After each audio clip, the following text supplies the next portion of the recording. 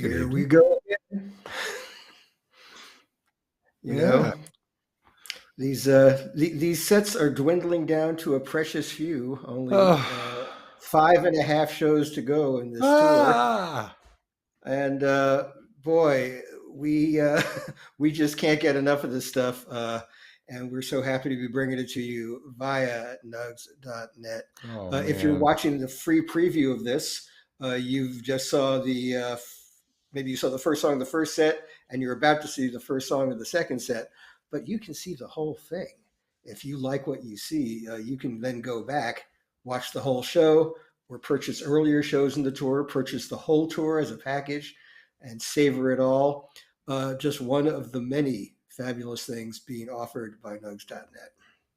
And I guess they put us in here between sets to provide a little bit of entertainment and amusement and possibly a trace of enlightenment as well, but also to talk to you about nugs.net and why we think it's a worthwhile investment of your entertainment dollar.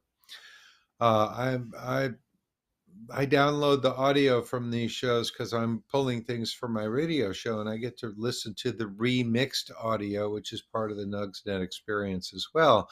We're seeing the live stream in extremely high quality video here now. If you're watching this on the free preview, as we say, it'd be wise to convert your thing to a paid deal so you can watch the rest of the show live and then immediately go back and watch the first set again. There are several of these shows on the tour that I've watched twice because they're that good. And my wife just got home from a couple of days away, and she's going to want to see the first set from Noblesville because so many interesting things happen there. And we have that because Nugs has this amazing quality stuff available in various formats. That's right. And if you catch a whole set, you really get the ingenuity with which this band has been putting sets together, the way songs flow into one another, surprising song placements, all that stuff. Those little bits of novelty and surprise that we always loved in Grateful Dead music, those curveballs the guys throw at us, those are really evident when you listen to a whole show or a whole series of shows.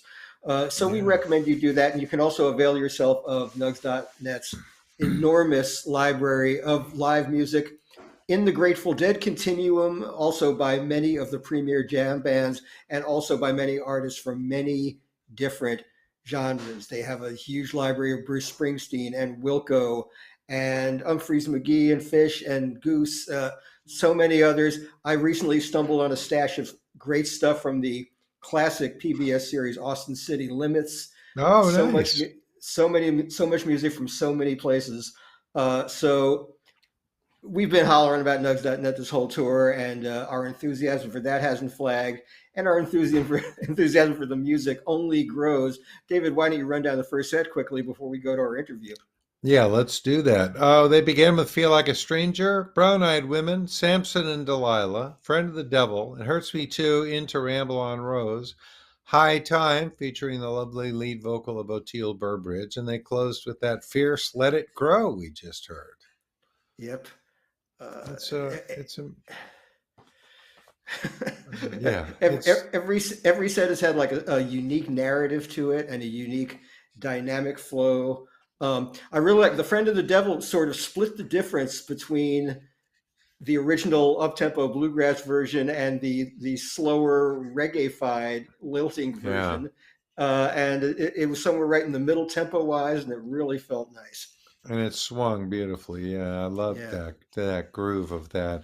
And I like what they were doing with Samson and Delilah lately. They start with just the drums and the vocal, and the yeah, instruments don't come in until the first chorus. That's a really interesting new approach to it, which was nice to hear. So, yeah. friends, go ahead, Gary. I was just going to say, we could talk about Nugs.net for a long time. Your best bet is go to Nugs.net. You can avail yourself of a free trial, which I Yeah. think will even more entice you to jump right in because you'll see so much music is available to you. So just do that. Trust us. I hope we've earned your trust by this point in the tour. Why don't we get on with our interview? Because speaking of archival treasures, Rhino Records just came out with this extraordinary box set called Here Comes Sunshine, 1973.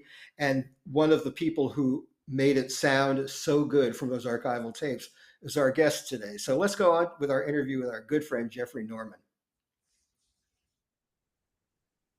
Well, this is the kind of conversation David and I really look forward to, because it's with a person who satisfies our recording geek tendencies and passions, and can give us all kinds of interesting information about how the recordings we love come to be, the ones that Rhino is releasing, the fantastic archival treasures and all that.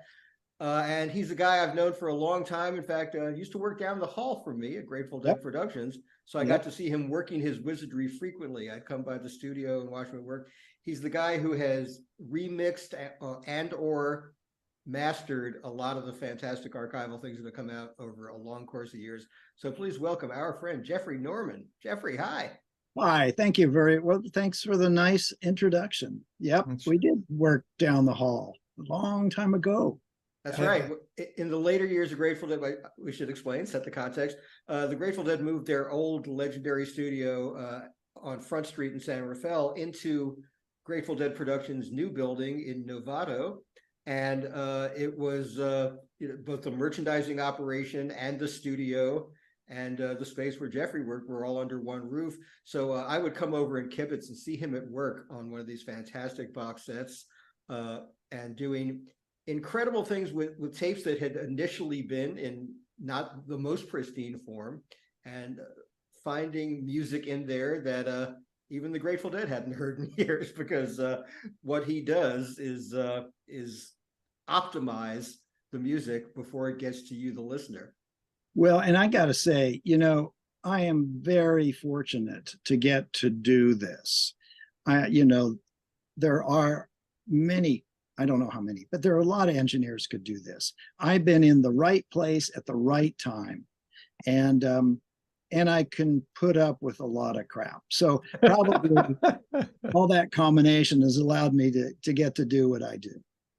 True, but you were in the right place at the right time. But if you weren't good at it, you wouldn't stay in that right place for very long, because the people who give you crap, are also kind of picky. So your work speaks for itself. Tell us exactly what mastering is, because what you've done on this box set that's coming out, Here Comes Sunshine, 1973, is mastering the tape. So give us a crash course on mastering, as opposed to mixing, as distinct from mixing. Exactly, and that's a good. The Here Comes Sunshine box set is a good example, because it is a stereo recording. Been recorded by, in this case, 3 different recordists. And with mastering, I take it as to try to present the music as powerfully and as clearly as possible.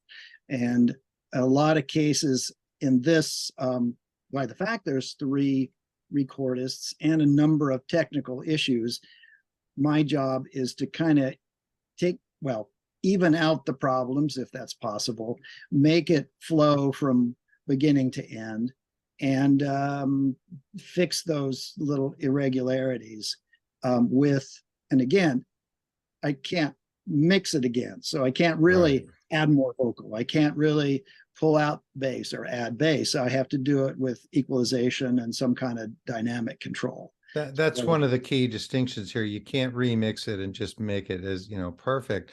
But I've been in a lot of recording studios. I've made a lot of records, and I've got to sit next to you and master a few and mix a few things too. And it's a very subtle art, and the tools have gotten better over the years. I've certainly noticed that. The last time you and I mixed something together was about 20 some years ago on that Postcards of the Hanging, Grateful Dead, Bob do the songs of Bob Dylan, but you also mastered some stuff from stereo, and there's a delicate thing you can do to kind of reach in and grab certain frequencies and pick them out and try and improve them a little bit, things like that, right? It's kind of microsurgery in a way. It is. And when I began as a studio engineer, doing a lot of recording and overdubs and recording and stuff, and that's a fun thing to do, and then got into mixing. And so when I kind of have eased into mastering, which I've focused on primarily the last, can't remember, 20 years, holy shit. In any case, I thought, well, this is going to be easy. You just do a little tweak here, add a little bass here, add a little, whatever. And the more I've gotten into it, I realize it is a very subtle craft, and little bit of changes make a big difference. In recording, that may not necessarily be the case. You can add, a lot of bottom to the bass or something, and you can fix it later. Mastering is kind of the stage where it's the last fix. Right. So it's a more subtle thing, and I like to think I learn something about it every time I go at it.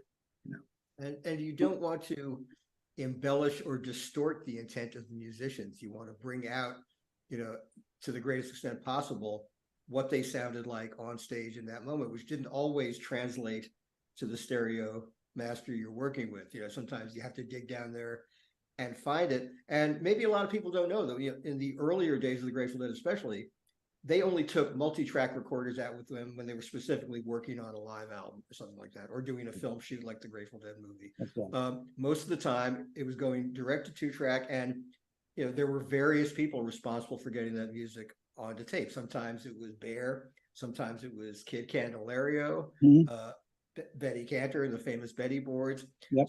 And I'm sure each of them had a different approach to doing it and different levels of training in doing it. Certainly Kid came to the job, I've got to say, completely unawares, and did a really terrific job. He did. He really did. Yeah. And, that's, again, back to this box set, the Here Comes Sunshine box set. All three of those, the recordists that you mentioned, contributed.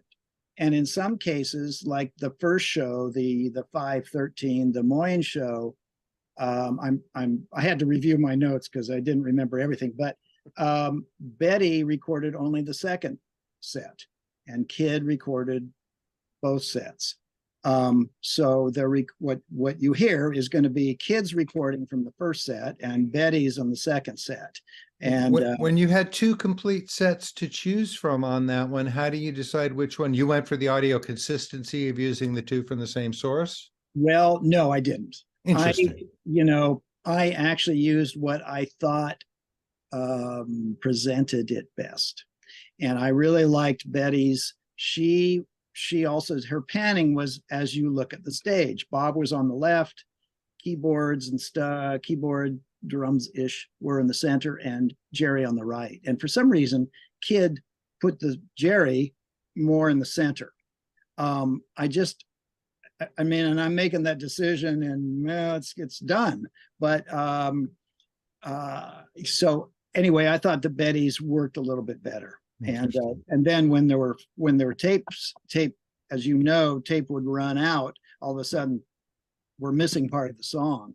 I could then use Kids in that Interesting. Space, so great. There's a spot somewhere in the middle of one of those jams. There's a 15 seconds or so where the mix shifts a little bit. That's interesting. Well, I wonder if it'll be a fun challenge to listen through and find that spot, see if I can notice it. That'd be here's another thing, and I'm curious if people care or notice, but in that first set of 513, a kid did the recording. It was, and there are places where Bob all of a sudden moved from one side to the other. And because I'm not sure why, something that he set up, he decided to change, whatever. But that involves Kid flipping a switch on his mixer, right? That's right. Involves Bobby didn't do that from the stage. Kid did that. No, that would be great. That'd be good. I'm just trying to make clear for the viewers that what was going on here. Yeah. I made the decision, and unless unless it's the mix sounded very weird, I flipped the switch. I flipped my own switch so that Bob would stay on the same side of the stage.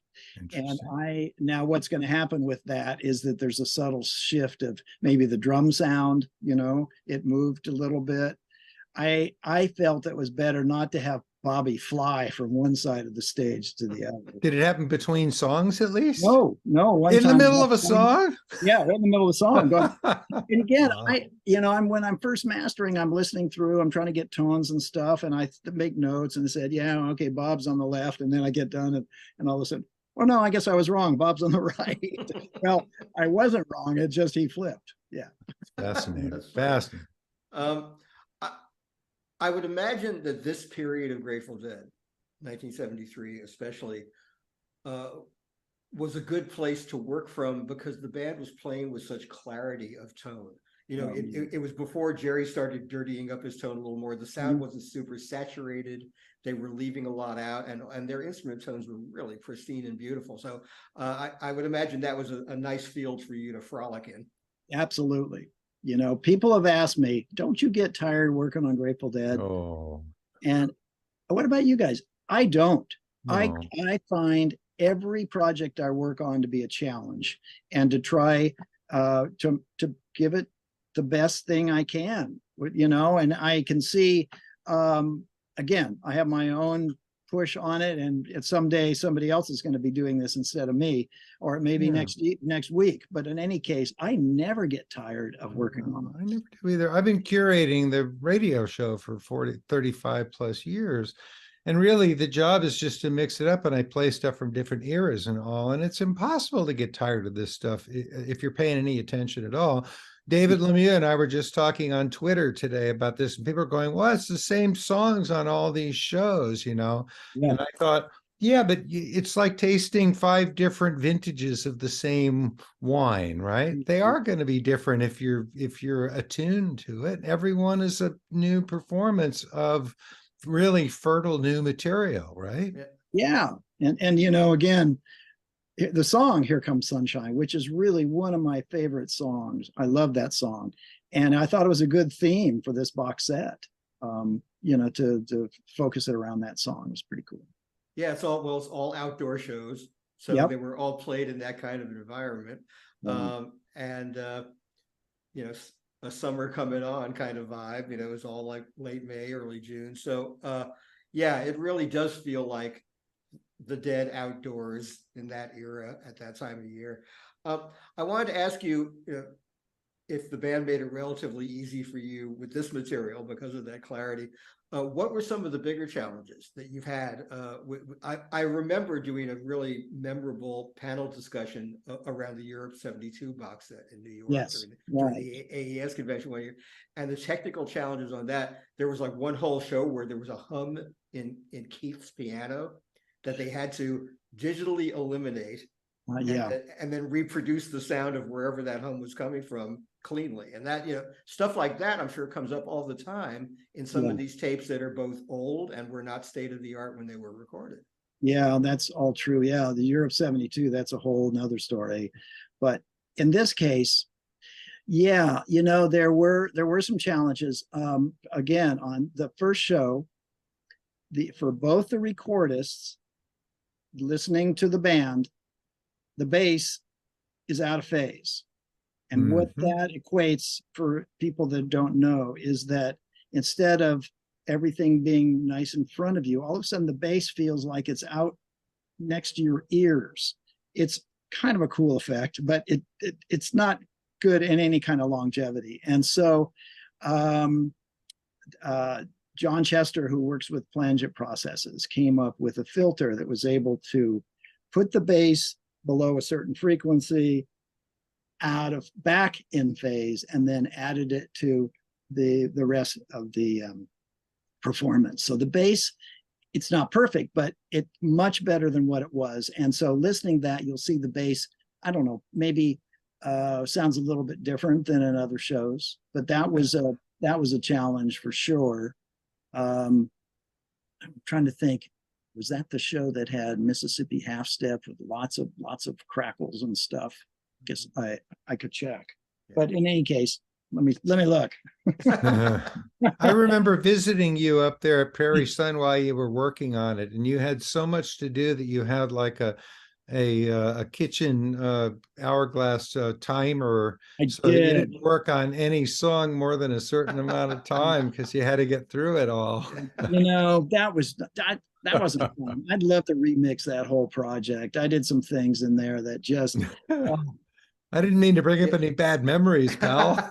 I personally, I'm not that fast. I think I end up being pretty good, but I'm not that fast. And to mix the whole show, say 30 songs. It seemed like Copenhagen had like 20 to 30 shows or songs or something, Yeah. and mix that all in a week. That's That's nuts. Yeah, Jeffrey, I remember when we were starting the Dick's Pick series. Yeah. You know, Yeah. and the concern was, well, will people really want to buy these, you know, non-pristine recordings, you know, because they were used to the Grateful Dead putting out multi-track live albums that had been considerably labored over, in some cases cleaned up and tweaked and overdubs added and things like that. And, you know, audiences were not generally accustomed to that. And I remember we put a little caveat emptor on the back of Dick's That's Picks, right. saying, you know, this recording, you know, contains sound anomalies and imperfections, but we hope the music bears it out. And basically, the buyer said, "We don't care, keep them coming." You know, it was like, yeah, it was not only that it was Grateful Dead warts and all. They said, "Man, those warts are beautiful." Yeah. Yeah. Well, I wish they still did that. I think it's still valid. I think I still see that disclaimer on the Dave's Picks. Maybe not, but it's the music, stupid. You know, the medium is we came for this music, and man, and we might as well just, you know, single David Lemieux out for praise here too, because he's done such a spectacular job curating the Dave's Pick series and these box sets. I mean, this one just hits right smack in the middle of my sweet spot as a Deadhead, and I was actually there at Kezar, so being at one of them just is the cherry on top. But that's great. That is great. I wish I had been, because listening to it from, you know, on this side, it's wonderful. So I can imagine being there live is great. I've had some releases come out from shows that I was at. The most notable one in my memory was the road trips of 5/15/70 from Oh, you lucky dog. which I had a tape of very early on, and then like I had borrowed it from a friend and it went away, and then I had not heard it in 20 to 30 years. And that road trip came out, and bam, I was 10th row center in Fillmore East again.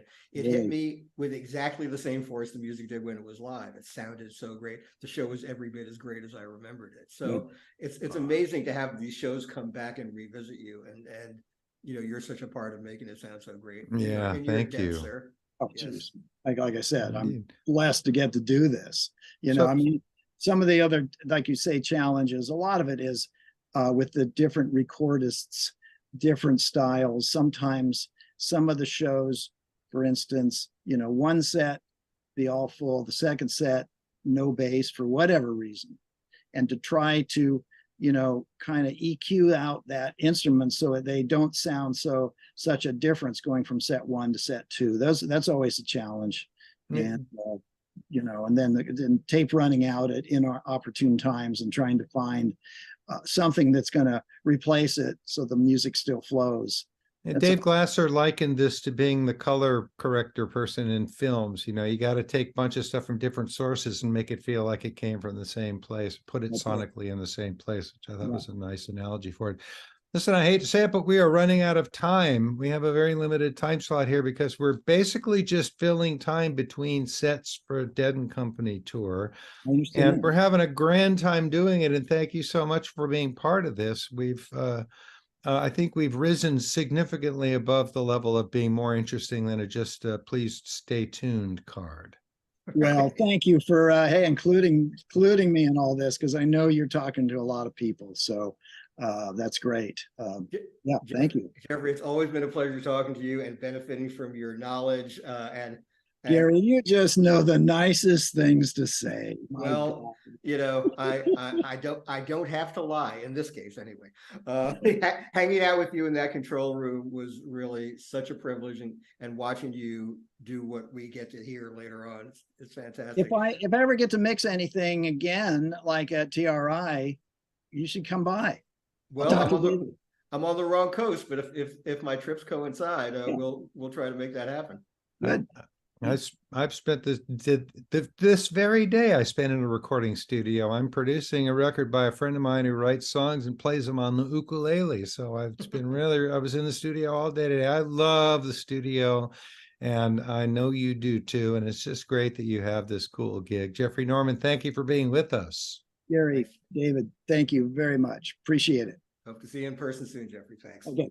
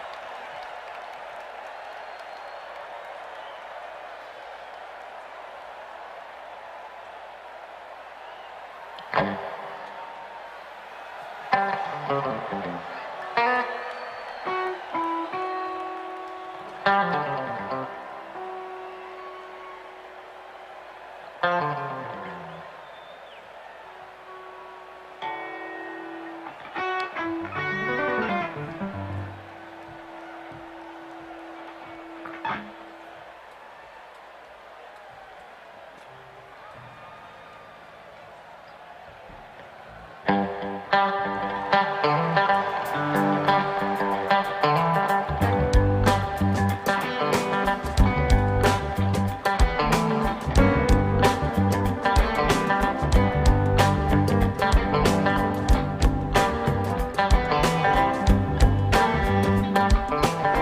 we go, sailing up and down, looking for a soul in some direction.